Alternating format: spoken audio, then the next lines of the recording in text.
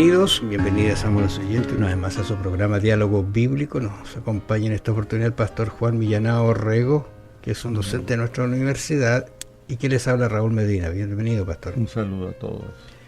Vamos a conversar hoy día acerca de los inalcanzables somos nosotros.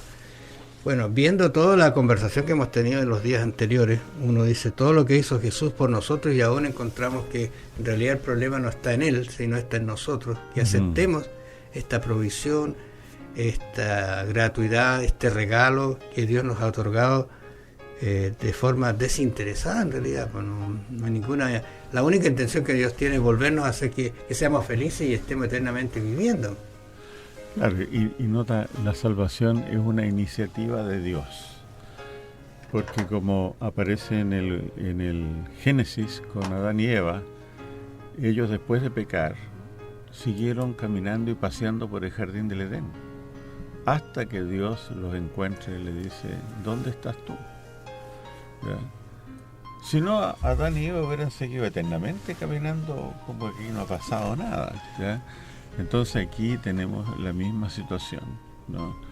El problema antinatural del pecado, que nosotros no alcanzamos a comprender en su alcance, es abordado, es atacado con una solución sobrenatural por Dios, porque si fuera por nosotros, no reaccionaríamos, ¿no?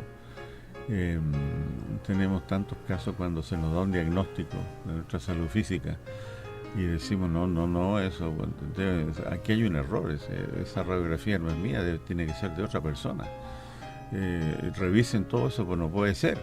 Y resulta que soy yo el que estoy enfermo, porque la primera reacción es negar el asunto, ¿ya? Eso es muy humano, por eso que el Señor ha hecho lo imposible para alcanzar a los inalcanzables. Y lo que la Biblia nos enseña es que si hemos encontrado un enemigo, ese enemigo somos nosotros. La peor guerra que tenemos contra nuestro propio yo, ¿no? No debiéramos andar pidiéndole a Dios que transforme a otro cuando realmente el Señor me tiene que transformar a mí realmente. ¿Sabes tú que en la Biblia hay un ejemplo bastante interesante en relación a esta situación, lo incansable, lo que sufre, cómo Dios de alguna manera hace algo que duele el corazón, pero nosotros no nos acercamos a comprender eso? ¿Tú recuerdas, David, cuando estuvo con un problema con su hijo? Uh-huh. Y que su hijo quería eliminarlo, sí, ¿te recuerdas? Y él tuvo que oír, uno mira esos detalles, los ve, dice, pero ¿cómo es posible que suceda eso? Aunque y con el gran David, ¿no?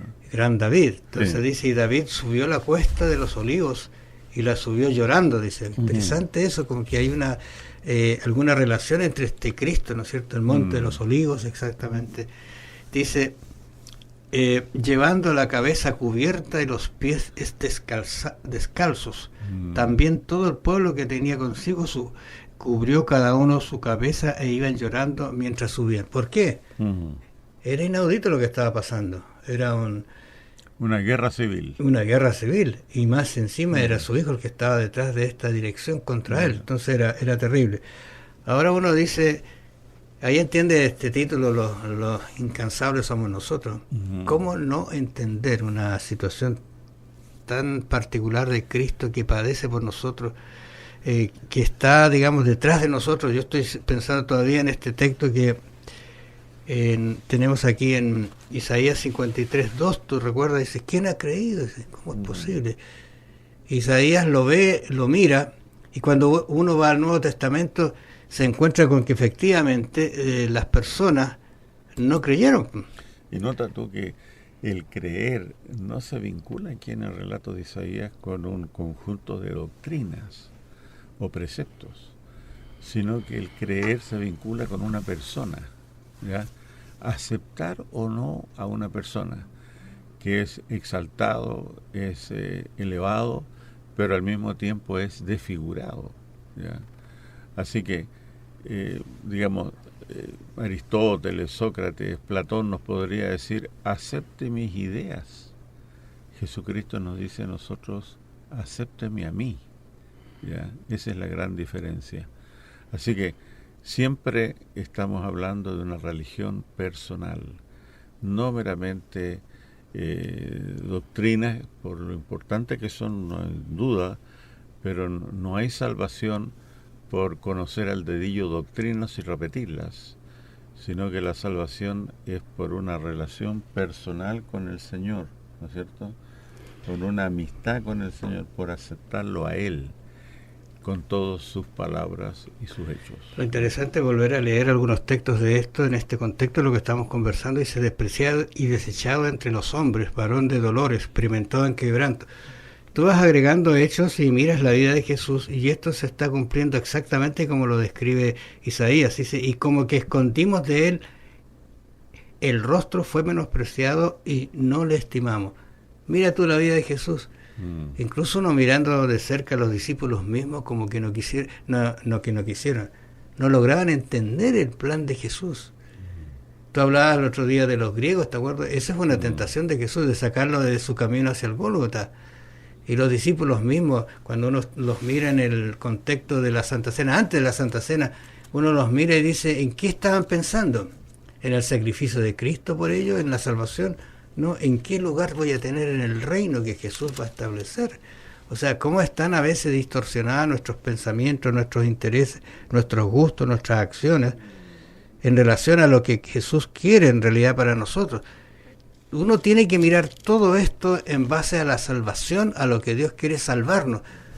Porque estoy pensando, si tú tienes un regalo hermoso, por ejemplo, te enfermas y Dios te sana, pero eso es limitado al mundo. Lázaro fue resucitado, extraordinario, pero está muerto. Pero eso no quiere Dios, esa limitancia, ¿no te parece? Fíjate que incluso después de Lázaro, después de todo el ministerio de Cristo, lleno de sanaciones, de enseñanza, su propio ejemplo, llegamos a 3 o 4 días antes de la cruz, digamos una semana antes de la cruz. Y el relato aquí de Lucas 18, verso 31 dice: tomando Jesús a los 12 les dijo: he aquí subimos a Jerusalén. Era la última vez que el Señor iba a Jerusalén, donde sería muerto. Dice: y se cumplirán todas las cosas escritas por los profetas acerca del Hijo del Hombre, pues será entregado a los gentiles y será encarnecido y afrentado y escupido, lo que leímos recién en Isaías, ¿te acuerdas? ¿Ya? Y después que le hayan azotado, le matarán, mas al tercer día resucitará. Un mensaje glorioso hasta aquí. Pero luego la cámara enfoca a los discípulos y dice: pero ellos nada comprendieron de estas cosas, y esta palabra les era encubierta y no entendían lo que se les decía. ¡Qué barbaridad! ¿No es cierto? El Señor le dice claramente: voy a ir a cumplir mi misión en la cruz. Ellos nunca entendieron que esa era la misión de Cristo. Y si lo entendieron alguna vez, no lo querían aceptar. Prefirieron dormir ahí en el Getsemaní, de tristeza, al ver que el Señor estaba pidiendo poder para subir a la cruz. Entonces, siempre ha sido esto. Ahora, ¿hay algún reproche aquí? No. No hay un reproche de parte de Dios. Él los amó y los amó hasta el fin. Y aunque no entendían su misión, aún así los constituyó sus discípulos y los constituyó la base de su iglesia cristiana. Estoy pensando en que yo creo que Judas tuvo un pensamiento muy equívoco. Si va a ser el rey, no puede ser que esté lavándome los pies. En cambio, ¿qué es lo que pasa con Pedro? ¿Tú recuerdas? ¿Qué le dice Pedro? Mira, no solamente mis manos y mis pies, sino todo. Claro. ¿Te fijas? Esa es una actitud diferente frente a una misma situación. Cristo hoy día nos ofrece una situación de salvación.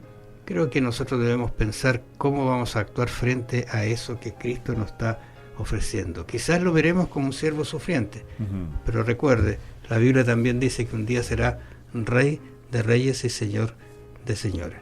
Así es. Gracias, amables oyentes, por su atención. Vamos a encontrarnos mañana. Bendiciones.